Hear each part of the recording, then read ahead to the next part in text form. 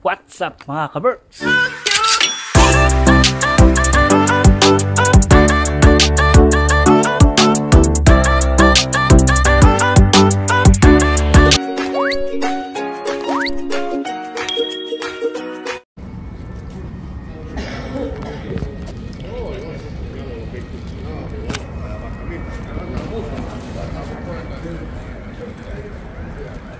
Isang malamig na araw mga ka-Berks. Hindi isang araw na malamig, kundi araw-araw ng malamig.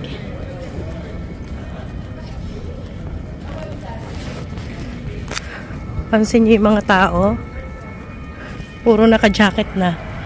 Yung iba naka-winter jacket na mga ka-Berks. Positive 3. Positive 3. August, ano pala ngayon ha? August 27 pa lang. Positive 3. Dapat hindi pa ganito kainit. Dapat hindi pa ganito kalamig ngayon mga ka-Berks. So, pinalabas ko lang sa aking work. Bibili muna akong ulam.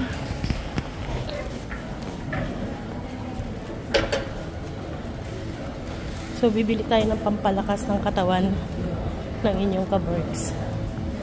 Alam niyo na kung ano yun. So, dito ako sa market.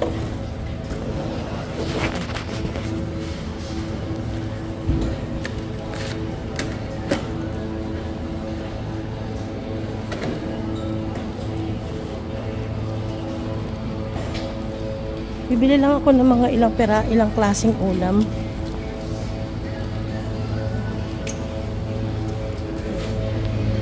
Itong pineapple.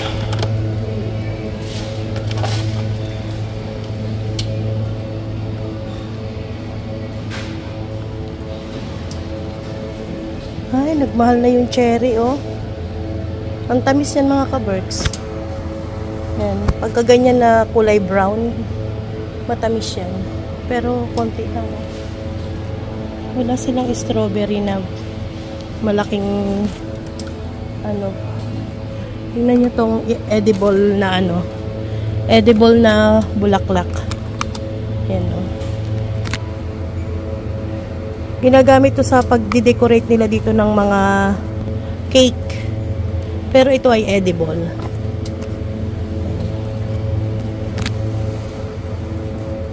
Mahal din na mga ka-Berks. Yan, o. 3 euro. 3.90, 3.59 ito.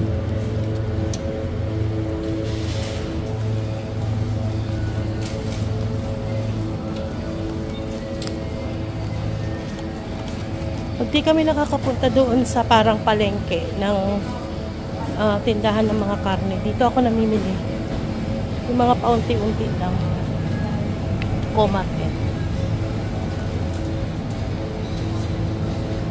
Meron silang isang slab ng karne dito. Ano? Ito yung ginagawa kong lechon belly. 7 euro and 95 cent per kilo.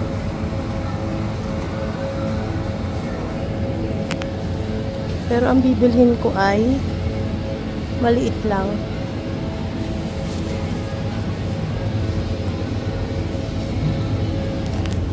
Ay, kaya lang puro taba. Ang kapal ng taba, oh.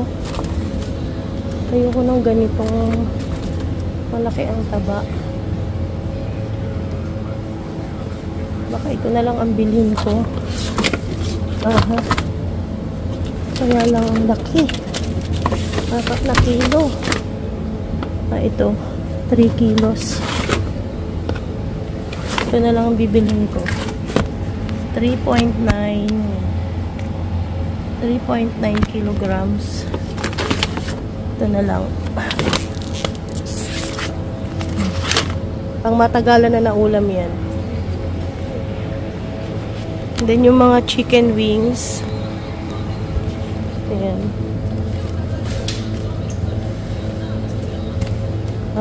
Sa ibang araw na lang ako bibili nito. So, ito lang muna. Bayad na tayo.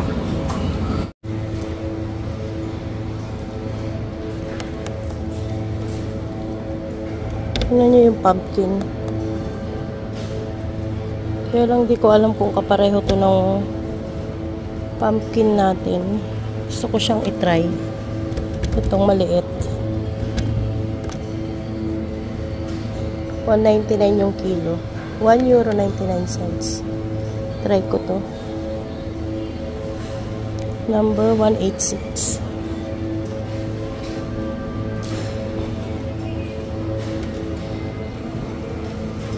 $1.86.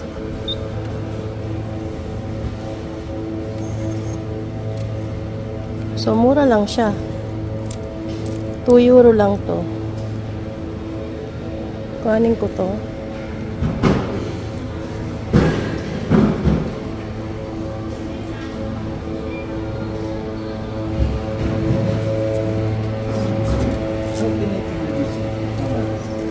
Sorry. Then, magtitingin din tayo ng ibang prutas.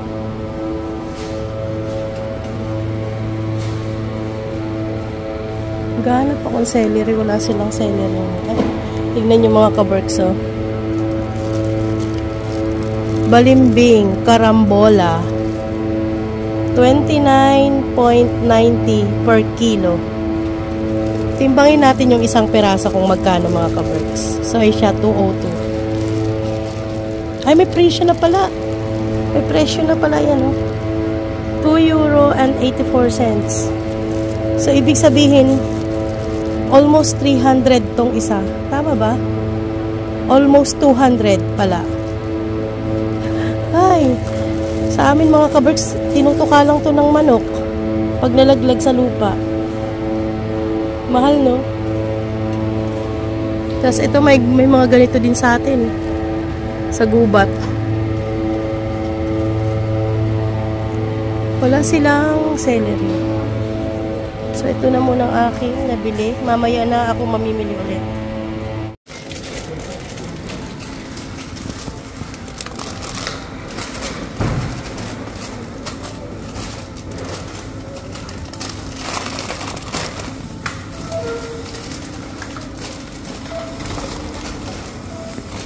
For today's video, magluluto tayo ng Bicol Express, mga kaberks.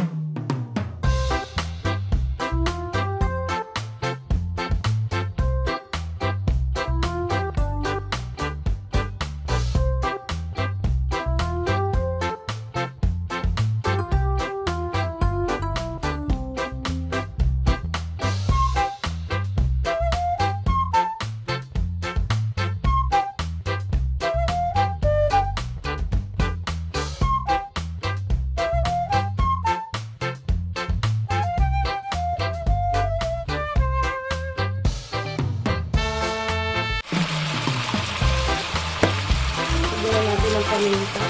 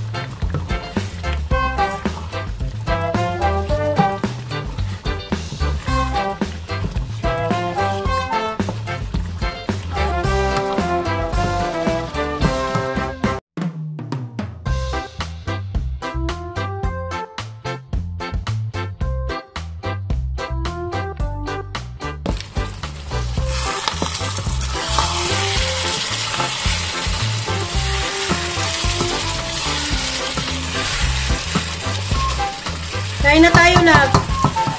Okay na to.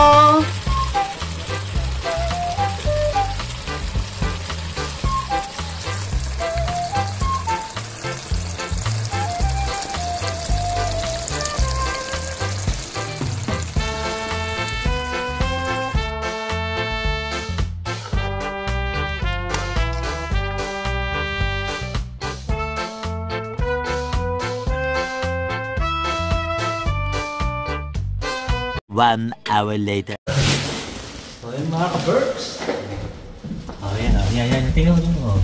Ah mga ka-Berks, may leg pa ako ah. Kasi may nag-comment, wala na daw kami leg eh. Papasok na kami mga ka-Berks. Ayan oh. Dalawa lang kami, huwag kayong mag-alala. Tingnan, pakita mo yung leg mo. At huwag kayong mag-alala, okay na yung elevator namin. Hindi na nag-wiggle. Hindi na kami... Kinakaya na kami ng elevator. Alam niyo itong elevator na to, 19 ano pa daw to, de? 1969. May ano yan dito eh.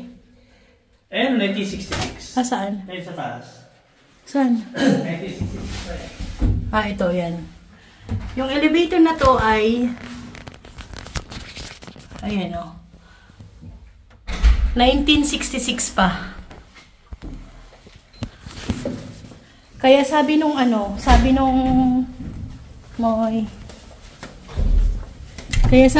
dyan, nung mga residente dito matatanda na mga nauna sa amin. Kaya madalas na yan nasisira. Kahit nung wala pa kami mga ka-Berks, sirain na daw talaga yung elevator namin na yan. Dahil sa katandaan na. Hindi dahil sa bigat namin ha. Nanggigigil ako sa'yo. Diet kasi tayo. Apektado siya eh. Alam niyo mga ka-Berks, meron kasing salita na alam mong concern. Salita na alam mong bully. So sa comment na yan, Okay. hindi siya concern. Shout out. Hindi ka concerned dahil mataba kami. Ang concern mo, inaano mo kami dahil mataba kami. Hindi dahil maniniwala pa ako kung sasabihin mo na magpapayat kayo para sa health nyo, ganun. Pero nag-iisa ka lang naman. Na-trigger lang ako mga ka-Berks. Shout out sa iyo, Morgan.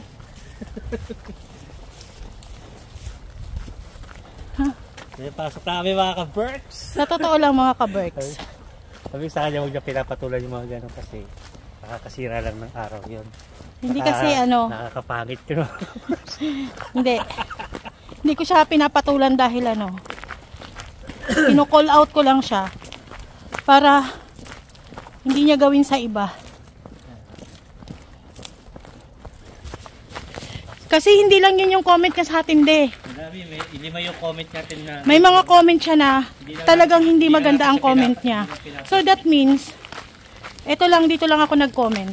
Hindi natin napapansin yung iba niya comment. Oo, hindi lang namin pinapansin. So that means, hindi talaga siya concerned sa amin. Ang kanyang purpose ay mambully. Which is... Hindi talaga nakawala yan. Which is nakuha niya yung ano ko. Gigil ko. Oh, pati dito ka naka ano. Hindi, ano lang yun mga ka-Berks. I know nasa social media tayo, pero Siyempre, kailangan may ano pa rin tayo. May limitasyon sa mga sasabihin natin. Para maging ma-respeto lang sa mga comment. Yung vlogging namin dito mga ka-Berks, gusto namin i-share namin sa inyo ang buhay namin. Meron talagang taong hindi mo man mapiplease lahat. Hindi porket nasa Kaya, social syempre, media tayo ay... Maging respeto lang sa mga comment. Hindi porket nasa social media tayo ay pwede nyo nang sabihin ang hindi maganda sa kapwa nyo. I'm sure kung ganyan ang turing mo sa amin, ganun din ang turing mo sa ibang tao. Sa ibang vlogger. Sa ibang vlogger. Sa pinapanood mo. So, shoutout sa'yo. Ang nakikita mo lang yung mali, hindi mo nakikita yung magandang sinishare namin. Ay, okay lang yun, huwag ka na magalit. napunta tuloy sa'yo yung attention ng vlogging. O, erase. Kaya mo na yan. Good. So, eto, papasok na kami mga ka-Berks pagkatapos namin kumain. Kasi ang kain talaga namin ay isang beses lang talaga ang heavy meal namin. Itong oras lang na to na bago kami pumasok. Lunch lang. Lunch lang talaga ang kain namin. Kahit noon pa, no, de? Uy. Ay, kukuhanin na yung binagbag na ano dun. Na semento. Biruin nyo, ang pasok namin is ito 4 AM. Tinatry lang namin mga ka-Berks magbawas. Nagbabawas kasi, kami. Hindi naman po pwedeng tanggalin namin pagkain, mamamatay kami. Mamamatay kami mga ka-Berks. Ano lang, bawas lang. Hindi naman sinabi nagda-diet, talagang hindi ka nakakain. Ano lang, bawas lang. Lalo na sa carbohydrates. Oo. Kailangan namin magbawas. Hindi naman kami ma-rice kasi talaga. Kasi lalo na ako. Ito, ma-rice siya kasi syempre pagod, siguro, gutom, ganun. Pero yung kain na umaga, ano ba yun? Almusal, tanghalian, hapunan, hindi po kami ganun. Sa gabi, ano na lang. Kung gatas, prutas. Oo, ganun lang ang kain namin. Yung nakikita nyong niluluto simula nung bumalik kami mga ka-Berks, ganun na kami. Kahit naman dati pa. Galing sa Pinas. Ang kain natin, ano lang. Kasi dati kumakain pa ako ng kanin sa gabi. Ngayon hindi na. Oo. Ngayon hindi na ako kumakain ng kanin sa gabi. Oo. Ano na lang, bawas. As in, hindi na talaga. Pero pag minsan, kasi minsan hindi ko talaga mapigilan. Yung mga bata talagang hindi sila ma-rice. Kaya bumili si Jen ng mga juicer para yung fruit. Hindi kasi pag yung mga prutas namin na hindi nakakain, masisira lang. Sumakit yung bumbunan ko doon sa nagko-comment mga juicer na lang. Sumakit yung bumbunan ko. Ngayon, si Reng, alam nyo kung bakit tumaba si Reng na ganyan. May hormonal imbalance si Reng. Tsaka gusto ko lang i-remind, gusto ko lang i-share sa inyo, ang pagtaba ng isang tao at pagpayat ay hindi dahil lang sa pagkain ng dahilan. May iba pang dahilan, maraming dahilan. Stress, hormonal imbalance, isa na din yon. Yung pagkain. Actually, kahit yung ibang gutom, hindi naman ganun ang katawan. Merong iba talagang tabain lang. Pero hindi lang dahil sa sasabihin na panay ano daw? Panay ang puro tayo kain, ganun. Hindi ganun yun. At saka sa estado ng trabaho namin, sa ano ba tawag doon? Sa work schedule namin. Sa schedule ng trabaho namin, kailangan talaga namin kumain. May energy ka. Alam niyo po kung katawan namin ang gumagalaw. Trabaho kasi namin physical mga kapatid. Physical ang trabaho namin mga kapatid. Naglilinis, cleaner. Alam niyo naman mga cleaner, kailangan kilos ka ng kilos. Ang cleaner dito mga kabars, hindi hindi lang sa opisina nagtatrabaho. Hindi kami nakaupo. Lakad-lakad sa loob ng 8 hours mga kabars. Lakad yan. At saka nakita nyo yung building na pinakita ko sa inyo. Hanggang 8th floor yon. Hindi lang isang kwarto ang lilinisan mo dyan, kundi buong floor na yon. Let's say yung first floor, second floor na yon. Alam nyo kung gaano karaming rooms yon? Kung gaanong cubicle ang laman nun? Kung gaano karaming table ang computer? Siguro mga nasa 300 computers na de. Hindi kami nagre-reklamo mga kabagsa. Hindi kami nagre-reklamo, gusto lang namin share sa inyo. I-share lang namin sa inyo yung trabaho namin. Kung gaano karami yon, yung floor na yon. Depende sa floor kung ilang computers yun. Kasi dito, lalo na sa inyo. Sa mga table kasi dito, table lang tabi-tabi. Talaga na tabi-tabi, tapos mga computer. Hindi kagaya sa atin sa Pilipinas na by rooms. Yung call center may mga divider pa. Oo. Doon wala, open lang lahat. Open siya na may mga computer. sa akin may mga cubicle din. Diba, sa isang floor nasa 300 yung tables. Oh, ganun karami mga ka-birds. Sasabihin yung cleaner sa cleaner ay ganun lang. Kailangan yun, may maintain mo na walang alikabok yung mga lamesa, mga pakat ng kape, gano'n. Hindi kasi namin pwedeng ipakita sa loob. Hindi lang kami pwede mag-vlog sa loob ng trabaho kasi bawal yun. Bangko kasi yun, tsaka bawal. Kaya kinukwento na lang namin sa inyo mga ka-birds. So shoutout sa iyo ha, magkakumakain kami, sana maintindihan mo. Alam nyo sila Chris at si Brian, si Robert, sila Julie. Alam nila yung ano namin. Alam nila yung routine namin. Nakikita nila kung anong pagod namin. Kasi kapag may gathering kami. Nakatulog ako sa sofa mag-isa. Oo. Kaya to si Dam lagi ako video-videohan natutulog. Alam nila ang sitwasyon namin sa trabaho. Yeah. So, yeah. Ganun lang, asar-asar lang kami sa Timbulabog, pero madalas tinatawanan na lang namin yung sitwasyon namin ng trabaho namin. Nagpupulitan lang kami sa Timbulabog mga ka-birds. Alam ko na. Si Gwen, pinapakita niya yung work niya, sa work niya. Yeah, si Gwen pala. Oo, ganun ang trabaho namin. Kasi si Gwen may sarili din siyang kumpanya. Kaya kami kasi bawal. Orientation pa lang ng trabaho namin. Si Gwen kasi sarili niya yung kumpanya. Yung sa panggabi namin bawal. Pero yung sa trabaho ko, nakikita niyo naman sa yung pangumaga ko, pinakikita ko. Yung sa Star, yung dati ko pang trabaho. Yun naman kasi tindahan yun. So public yun. Pwede kang mag-video dun. Pero siyempre, konti-konti lang. Hindi ko binibidyoan lahat. Mga ka-birds. So yun lang mga ka-birds, na-share lang namin. Huwag kayong magagalit ha. Hindi kami galit. Mukha ba kami galit? Hindi kami galit. Sumakit lang yung bumbunan ko dun sa comment. Mukha ba kami galit? Tingnan mo nga ako galit ba? Tingnan mo nga ako ba kung galit ako? Hindi naman ako galit ha. Ito madalang lang ito magalit. Ako madalas akong mainis. So ayun mga ka-birds, basta trabaho ko na kami, update na lang namin kayo. Yan.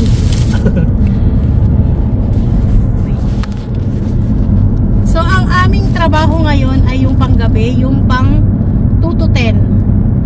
I-drop ako ni Kiro sa metro station papunta sa Campi. May mga nagtatanong gaano daw kalayo ang workplace ko from sa bahay. Kumakain ako ng 1 hour. 1 hour yung biyahe. 1 hour ang biyahe ko. Tren yun kasi metro, hindi tren. Commute Pag commute. Ito dahil nakasakay ako sa kanya, bababa ako sa metro. Then sasakay pa rin ako ng metro papunta sa city. Then magbabas ako. Bus kasi may oras ang mga sasakyan nito mga ka-bird. Kumbaga may oras. Hindi kagaya sa atin sa Pinas na mayat-maya dumadaan. Diretso yung bus. At saka may oras. Kahit saan pwede kang huminto. Maganda lang sa city, yung interval hindi ganun katagal. Ay, may nag-comment sa atin yung style daw ng transportation natin dito parang sa Australia. Shoutout po sa inyo. Maganda transportation dito mga ka-bird. Kaya lang kami dadala ng kotse kasi malayo ang mga trabaho. Malayo yung mga pagitan ng trabaho tsaka yung ito.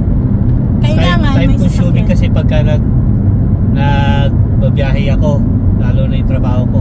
Ito malayo ang trabaho. Kaya kailangan talaga may sasakyan. So yun mga ka-birds, na-explain ko na. Gagalit, magkain kami ng kain ha. Alam mo yung mga bata, mga ka-birds. Pagka kumakain kami ganyan, sumabay ka na, nakuha ka na lang din ng pagkain mo. Oo, ganun Oo. Sabayan mo kami kumain. Minsan nga lang kami kumain sa isang araw, kayo naman Sasabayan mo ng kape, shoutout kay Miss D. Hi Miss D!